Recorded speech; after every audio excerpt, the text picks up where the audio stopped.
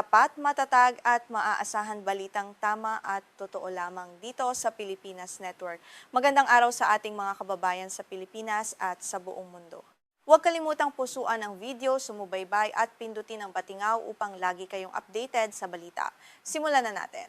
Muling uminit ang sitwasyon sa West Philippine Sea matapos ang sunod-sunod na mapanganib na maniobra, pagharang at paggamit ng malalakas na kanyon ng tubig laban sa mga barko ng Pilipinas. Sa loob lamang ng ilang buwan noong 2024, ilang malubhang engkwentro ang naitala sa pagitan ng mga sasakyang pandagat ng Pilipinas at China. Direktang sinusubok ng mga insidenteng ito ang kakayahan ng Pilipinas na protektahan ang mga karapatang pandagat nito.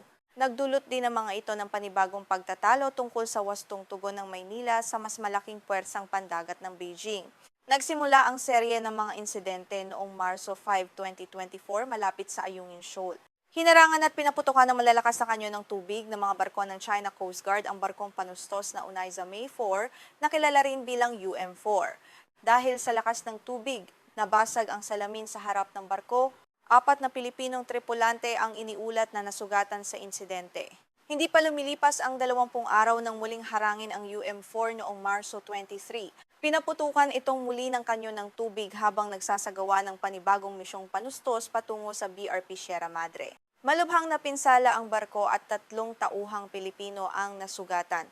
Ipinakita ng ikalawang insidente na patuloy na gumagamit ang China Coast Guard ng pisikal na pagharang at malalakas na kanyon ng tubig upang pigilan ang mga misyong panustos ng Pilipinas.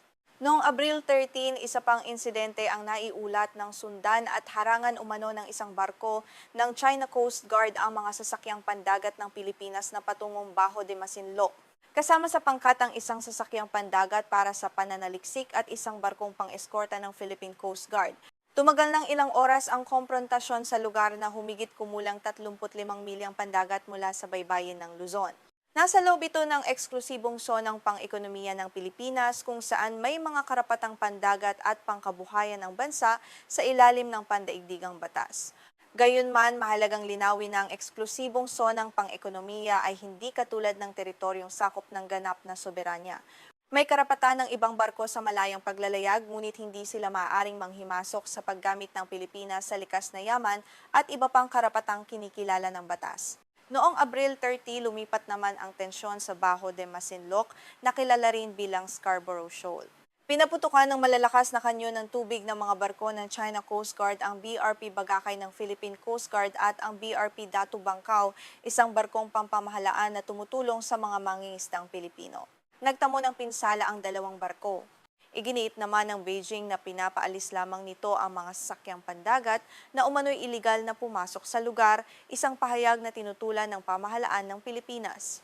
Dahil sa mga insidenteng ito, umabot sa 153 ang protestang diplomatikong inihain ng Maynila laban sa Beijing mula nang maupo si Pangulong Ferdinand Marcos Jr. noong Hulyo 2022.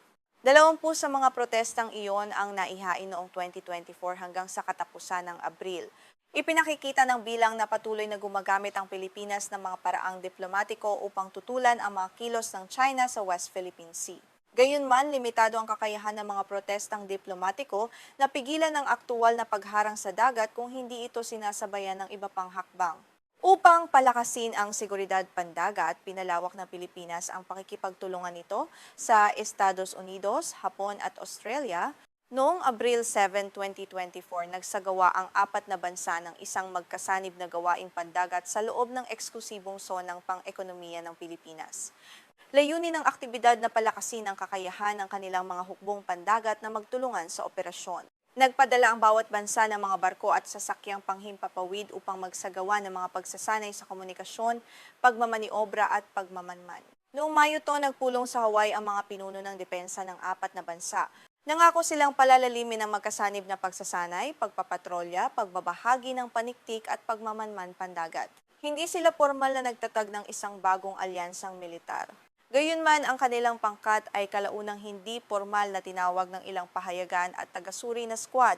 Sa antas ng ugnayang tatluhan, nagpulong sa Washington noong Abril 11 sina Pangulong Ferdinand Marcos Jr., Pangulo ng Estados Unidos na si Joe Biden at punong ministro ng Hapon na si Fumio Kishida. Ito ang kauna-unahang pulong ng mga pinuno ng 3 bansa sa ganitong anyo. Nagkasundo silang magtatag ng mas regular na mekanismo ng pag-uusap, palalimin ang kooperasyong pang-ekonomiya at panseguridad at suportahan ang modernisasyon ng kakayahang pandagat ng Pilipinas. Kabilang dito ang tulong sa Philippine Coast Guard at mas maraming magkasanib na pagsasanay sa hinaharap. Kasabay nito, isinagawa ng Pilipinas at Estados Unidos ang Salaknib at Balikatan 2024.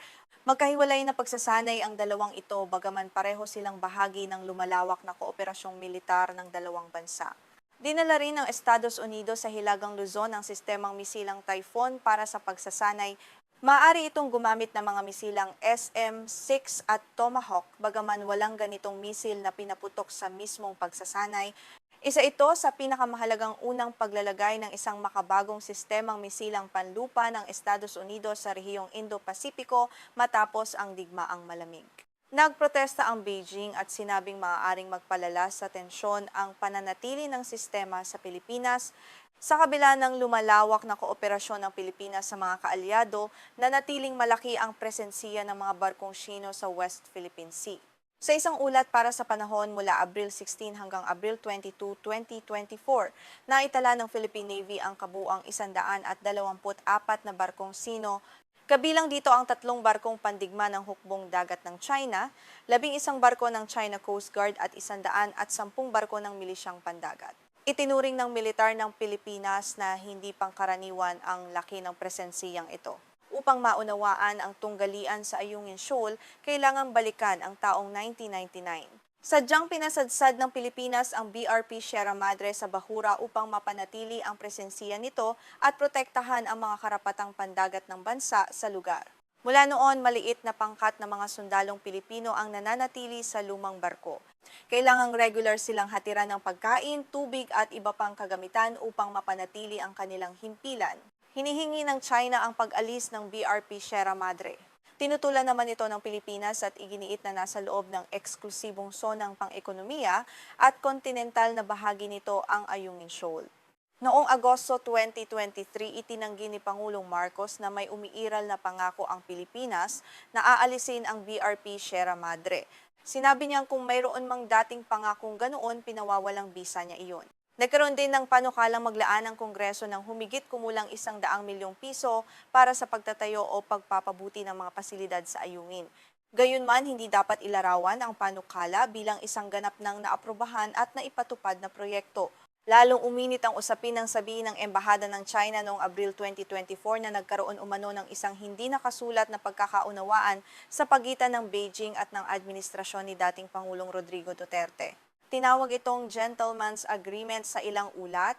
Ayon sa panig ng China, may mga limitasyong ipinangako umano ang Pilipinas tungkol sa mga misyong panustos at pagpapadala ng materyales para sa BRP Sierra Madre. Itinanggi ng kasalukuyang pamahalaan na may umiiral na kasunduang naglilimita sa karapatan ng Pilipinas na suportahan ang mga tauhan nito.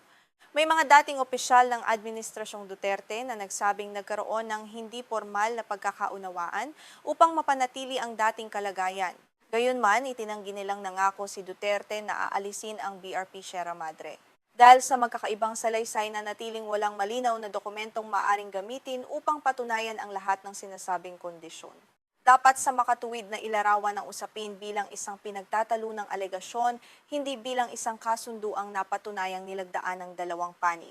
Habang tumitindi ang pagtatalo tungkol sa pagkukumpuni ng BRP Sierra Madre, pinalakas ng China Coast Guard ang pagharang sa mga misyong panustos. Naniniwala ang ilang tagasuri na layunin ng Beijing na pigilan ang anumang hakbang na maaaring magpatagal sa paggamit ng lumang barko bilang himpilan. Gayunman, hindi pa napatutunayang may opisyal na plano ang China na hintaying tuluyang lumubog ang barko upang mapaalis ang mga sundalo. Mas angkop na sabihing patuloy na pinipigilan ng Beijing ang pagdadala ng mga materyales na maaaring gamitin sa malawakang pagkukumpuni. Umaasa ang Pilipinas sa kasunduan sa pagtatanggol sa Estados Unidos bilang bahagi ng panlabas nitong seguridad. Hindi direktang nakialam ang mga puwersang Amerikano sa bawat engkwentro sa dagat, ngunit patuloy na nagpahayag ang Washington ng suporta at pinalawak ang kooperasyong militar sa Maynila. Paulit-ulit ding sinabi ng Estados Unidos na saklaw ng kasunduan ang isang armadong pag-atake laban sa mga puwersa, barkong pampamahalaan at sasakyang panghimpapawid ng Pilipinas sa dagat timog China. Kabilang dito ang mga barko ng Philippine Coast Guard. Sinabi ni Marcos na ang pagkamatay ng isang Pilipinong tauhan dahil sa sinadyang pag-atake ng isang dayuhang puwersa ay maaring maging isang pangyayaring magtutulak sa bansa na gamitin ang kasunduan. Gayunman, hindi lamang pagkamatay ng isang sundalo ang maaaring saklawin nito. Hindi rin automatikong nangangahulugan ang kasunduan na agad na magsisimula ang digmaan kapag may isang insidente. Kinakailangan pa rin ang konsultasyon at mga pasyang pampolitika mula sa Pilipinas at Estados Unidos. Dahil dito, hindi sapat na sabihing sadyang umiiwas ang China sa isang tiyak na hangganan upang hindi mapagana ang kasunduan. Walang malinaw na patunay sa ganitong kalkulasyon kahit madalas ilarawan ang mga kilos ng Beijing bilang mga taktikang mababa sa antas ng hayagang digmaan. Sa halip na gumamit agad ng mga barkong pandigma, pangunahing ginagamit ng China ang Coast Guard at milisyang pandagat. Nagbibigay ito ng kakayahang maglagay ng presyon sa Pilipinas nang hindi madaling maituturing na isang tradisyonal na armadong pag-atake. Noong Mayo 10, 2024, nanawagan si National Security Advisor Eduardo Año na paalisin ang mga diplomatang Chino na umano'y sangkot sa ilegal na pagtatala at pagpapalabas ng isang pag-uusap sa telepono. Inakusahan din ng mga ito ng pagpapakalat ng impormasyong maaaring makasira sa posisyon ng Pilipinas. Kinabukasan, nagpadala ang Philippine Coast Guard ng mga barko sa Escoda Shoal na kilala rin bilang Sabina Shoal. Layunin nitong siyasatin ang mga pinaghihinalaang tambak ng durog na korales at bantayan ang posibleng paghahanda para sa reklamasyon. Itinanggi ng China na gumagawa ito ng artipisyal na isla sa lugar. Dahil dito, dapat ilarawan ang sinasabing pagtatayo bilang hinala ng Pilipinas, hindi bilang isang ganap ng napatunayang proyekto. Noong Mayo 15, naglayag patungong Bajo de Masinloc ang isang sibilyang misyong binubuo ng mga aktivista at mangingisda sakay ng maraming bangka. Layunin ng misyong tinawag na atin ito na maghatid ng supply at ipakita ang suporta sa mga Pilipinong mangingisda. Sinubaybayan ng Philippine Coast Guard at ng iba pang ahensiya ang kanilang paglalayag. Hindi kailangang sabihin na eksaktong 100 at bangkang pangingisda ang lumahok kung walang matibay na tala tungkol sa kabuuang bilang ng mga sasakyang pandagat. Samantala, pinananatili rin ng Vietnam ang mga direktang linya ng komunikasyon sa China upang mabawasan ang panganib ng maling pagtansya sa dagat. Gayunman, nananatili rin ang sariling mga alitan ng Hanoi at Beijing sa dagat timog China. May mga kasunduan ng Pilipinas at Vietnam tungkol sa kooperasyon ng kanilang mga Coast Guard at pag-iwas sa mga insidente sa dagat. Maaari itong magsilbing pundasyon para sa mas malawak na pagtutulungan ng mga bansang Timog Silangang Asya. Sa kabuuan, ang pagtatanggol sa mga karapatang pandagat ng Pilipinas ay nangangailangan ng sariling kakayahan, matatag na diplomasya at maingat na pakikipagtulungan sa mga kaalyado. Hindi sapat ang pag-asa lamang sa mga pahayag ng suporta mula sa ibang bansa. Mahalaga ang modernisasyon ng Philippine Navy at Philippine Coast Guard, pagtatayo ng mas mahusay na sistema ng pagmamanman at pagpapanatili ng tuloy-tuloy na presensiya sa dagat. Mahalaga rin ang koordinasyon sa mga karatig bansang may kaparehong interes sa malayang paglalayag at pagsunod sa pandaigdigang batas. Habang nagpapatuloy ang mga taktikang mababa sa antas ng hayagang digmaan, kailangang iwasan ng Pilipinas ang mga hakbang na maaaring magdulot ng hindi sinasadyang malawakang labanan.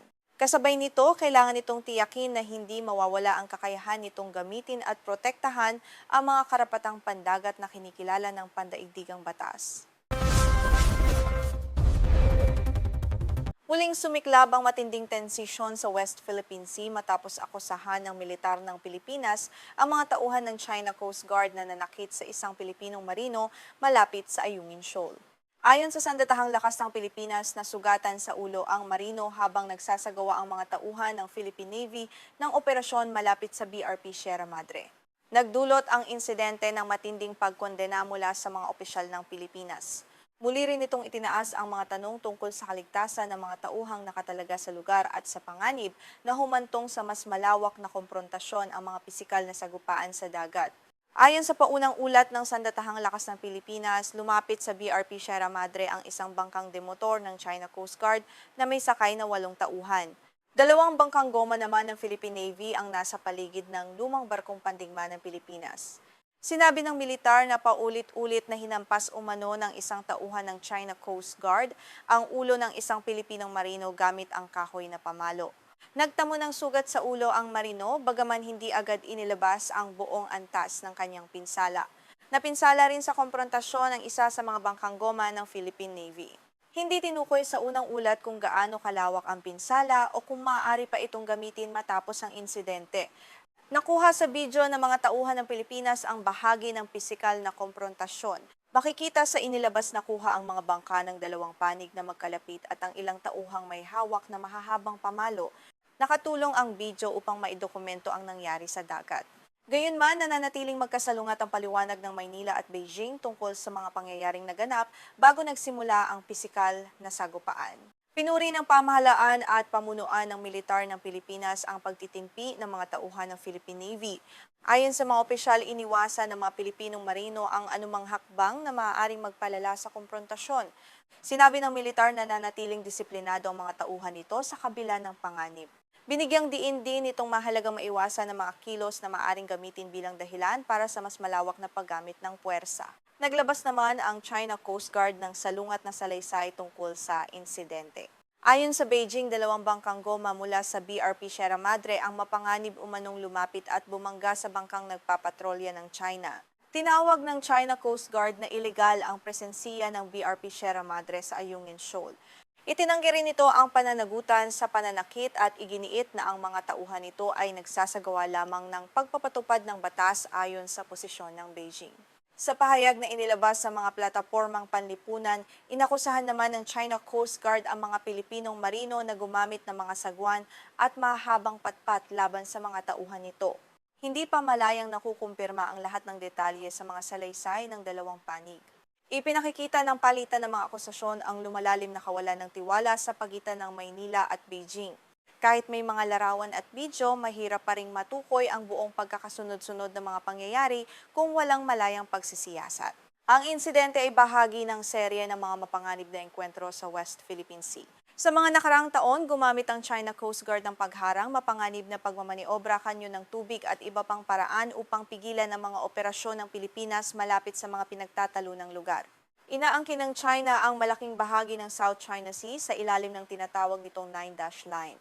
Sinasalungat ito ng Pilipinas, Vietnam, Malaysia, Brunei at Taiwan sa iba't ibang bahagi ng karagatan.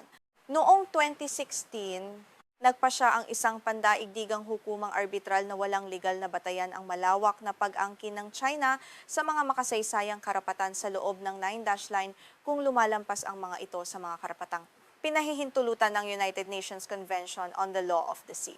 Gayunman, hindi pinagpasyahan ng hukumang arbitral ang soberanya sa lahat ng isla at bahura sa South China Sea. Nakatuon ang desisyon sa mga karapatang pandagat, kalagayang legal ng ilang anyong dagat at mga kilos ng China sa loob ng eksklusibong zonang pang-ekonomiya ng Pilipinas. Isa sa mga pangunahing sentro ng tensyon ang BRP Sierra Madre.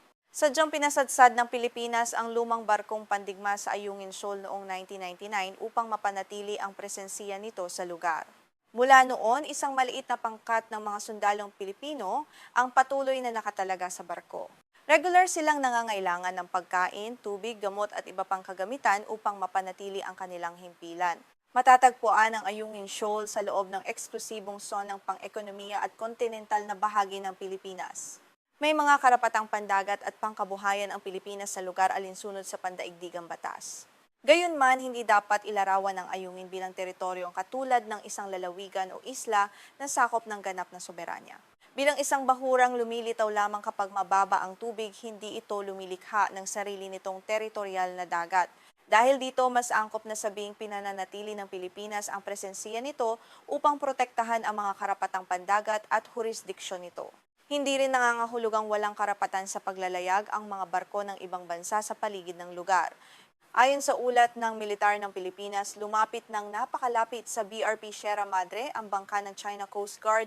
Nagmaniobra umano ito sa paligid ng barko habang kinukunan ng mga tauhan nito ng larawan at video ang mga Pilipinong sundalo. Itinuring ng panig ng Pilipinas na mapanghamon ang naturang paglapit at pagmamaniobra. Hiniling umano ng mga tauhan ng Philippine Navy na lumayo ang bangka upang maiwasan ang banggaan at pisikal na komprontasyon. Ayon sa militar, hindi sumunod ang mga tauhan ng China Coast Guard at naging pisikal ang sagupaan. Sa puntong iyon, umano ginamit ang kahoy na pamalo laban sa Pilipinong marino. Sinabi ng militar ng Pilipinas na ang paggamit ng pamalo ay naglagay sa kaligtasan ng mga tauhan nito sa panganib. Gayunman, patuloy na itinatanggi ng China Coast Guard ang pananagutan at sinasabing ang panig ng Pilipinas ang unang kumilos ng mapanganib. Sa paunang ulat, sinusuri ang kalagayan ng nasugatang marino upang matukoy kung kailangan siyang ilikas para sa paggamot. Hindi agad naglabas ang militar ng karagdagang detalye tungkol sa kanyang pagkakakilanlan at kalagayang medikal. Binigyang diin ng sandatahang lakas ng Pilipinas na hindi nito hahayaang mapigilan ng pamumuwersa ang pagtupad sa mga tungkulin nito. Sinabi nitong patuloy nitong poprotektahan ng mga tauhan at karapatang pandagat ng bansa alinsunod sa konstitusyon at pandaigdigang batas. Mariing kinondena rin ng kagawaran ng tanggulang pambansa ang insidente. Ayon sa kagawaran, bahagi umano ito ng paulit-ulit na mapanghamon at pag-alit na pag-uugali ng China Coast Guard sa West Philippine Sea. Sinabi rin nito ang ganitong mga kilos ay lalong nagpapahina sa tiwala sa China bilang isang bansang nagsasabing nais nitong mapanatili ang kapayapaan at katatagan sa rehiyon. Ito ay posisyon ng pamahalaan ng Pilipinas at hindi isang malayang pasya tungkol sa pananagutan sa insidente. Inakusahan naman ng China Coast Guard ang Pilipinas ng pagbaluktot sa mga pangyayari at pagpapalabas ng maling impormasyon. Iginiit nitong naaayon sa batas at propesyonal ang mga hakbang ng mga tauhan nito. Patuloy ding sinasabi ng Beijing na may soberanya ito sa Ayungin Shoal at sa mga karatig na katubigan. Tinututulan ito ng Maynila na umaasa sa United Nations Convention on the Law of the Sea at sa pasya ng hukumang arbitral noong 2016. Mula nang isadsad ang BRP Sierra Madre noong 1999, naging sentro na ng matagal na komprontasyon ang Ayungin Shoal. Sa mga nakaraang taon, nagtalaga ang China ng mga barko ng Coast Guard at milisyang pandagat upang subaybayan at harangan ang ilang operasyon ng Pilipinas. Hindi lamang Pilipinas at China ang may alitan sa South China Sea. May kani-kaniyang pag-aangkin din ng Brunei, Malaysia, Vietnam at Taiwan sa iba't ibang isla, bahura at katubigan. Gayunman, ang lawak ng pag-angkin ng China at laki ng Coast Guard, hukbong dagat at milisyang pandagat nito ang dahilan kung bakit nakasentro rito ang malaking bahagi ng tensisyon. Ang hindi pantay na laki ng mga puwersa ay nagbibigay sa Beijing ng kakayahang magpanatili ng malawak at tuloy-tuloy na presensiya. Ang pinakahuling insidente ay kabilang sa mahalagang usaping tinatalakay sa mga pagpupulong ng mga ministrong panlabas ng ASEAN at kanilang mga katuwang sa Manila. Kasama rin sa mga talakayan ang digmaan sa gitnang silangan, krisis sa Myanmar at iba pang hamon sa seguridad ng rehiyon. Inaasahang muling tatalakay ng mga opisyal ang pangangailangang maiwasan ang mapanganib na komprontasyon sa South China Sea. Gayunman, hindi ito ang tanging paksa ng pagpupulong at wala pang katiyakan kung makakabuo ang mga bansa ng isang magkakatulad na posisyon. Patuloy na nakikipagnegosasyon ng ASEAN at China para sa isang kodigo ng pag-uugali sa South China Sea. Layunin nitong magtakda ng mga alituntunin upang pamahalaan ng mga insidente at pigilan ng mga alitan na mauwi sa armadong tunggalian. Hindi ito kapareho ng isang ganap na kasunduang nagbabawal sa lahat ng paggamit ng puwersa. Hindi rin malinaw kung magiging legal na umiiral ang dokumento, kung paano ito ipatutupad at kung ano ang mangyayari kapag may lumabag. Ilang taon nang nagpapatuloy ang negosasyon, ngunit nananatili ang mga hindi pagkakaunawaan tungkol sa saklaw, pagpapatupad at kaugnayan nito sa mga umiiral na pandaigdigang batas. Nais ng Pilipinas at ilang bansa na maging makabuluhan at epektibo ang kodigo, hindi lamang isang pahayag na walang malinaw na paraan ng pagpapatupad. Muli ring nagpahayag ang Estados Unidos ng suporta sa malayang paglalayag at sa mga karapatang pandagat ng Pilipinas alinsunod sa pandaigdigang batas. Paulit-ulit itong sinabi na saklaw ng kasunduan sa pagtatanggol ang mga armadong pag-atake laban sa mga puwersa, barkong pampamahalaan at sasakyang panghimpapawid ng Pilipinas sa South China Sea. Gayunman, hindi nangangahulugang automatikong hahantong sa digmaan ang bawat pisikal na sagupaan. Kailangan suriin ang uri, lawak at layunin ng isang pag-atake bago magpasya ang dalawang pamahalaan tungkol sa magiging tugon. Nananatiling tungkulin ng Pilipinas na palakasin ang sariling kakayahan sa pagmamanman, paglikas, pagtatanggol at pagpapatupad ng batas sa dagat. Mahalaga rin ang malinaw na komunikasyon upang maiwasan ang isang maling pagtantiya na maaaring humantong sa mas malawak na labanan. Ipinakikita ng insidente sa Ayungin Shoal kung gaano kabilis maaaring maging pisikal ang isang paglapit ng maliliit na bangka sa dagat. Kapag may mga pamalo, banggaan o iba pang uri ng puwersang ginagamit, tumataas ang panganib ng malubhang pinsala at hindi makontrol na paghihiganti. Habang nananatiling magkasalungat ang salaysay ng Pilipinas at China, mahalagang itala ng maayos ang mga insidente at iwasang gawing napatunayang katotohanan ang mga paratang na hindi pa malayang nasusuri. Kasabay nito, kailangang matiyak na ligtas ang mga tauhan at naipagpapatuloy ng Pilipinas ang paggamit sa mga karapatang pandagat na kinikilala ng pandaigdigang batas.